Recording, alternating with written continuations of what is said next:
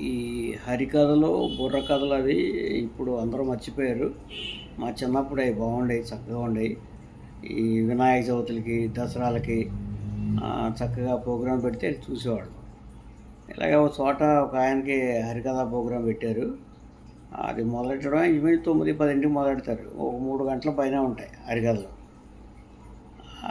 ఇంచుమించు హరికథ మొదలెట్టిన దగ్గర నుంచి ఒక గంట నుంచి జనం ఒక్కొక్కరు సహజంగా బయలుదేరి వెళ్ళిపోతూ ఉంటారు. లేట్ అయిపోతుంది, నిద్రలు వచ్చేస్తున్నాయని. అలాగే ఈయన హరికథ మొత్తం కంప్లీట్ అయ్యేప్పటికల్లా జనం మొత్తం వెళ్ళిపోయారు. ఒక ఆయన మటుకు చక్కగా కూర్చొని ఉన్నాడు. అందరూ వెళ్ళిపోయారు. సరే, ఆయనకు సంతోషం వేసిన ఫోన్లో అందరూ వెళ్ళిపోయారులే, ఒక ఆయన ఉన్నాడు నా అభిమానం అనుకుని ఆ మైక్లోనే, బాబు నా హరికథ నీకు అంత బాగా నచ్చేసిందా, కూర్చొని చూస్తున్నావు అంటే, అబ్బాయి లేదండి హరికథ నచ్చి కాదండి నేను కూర్చున్నాను.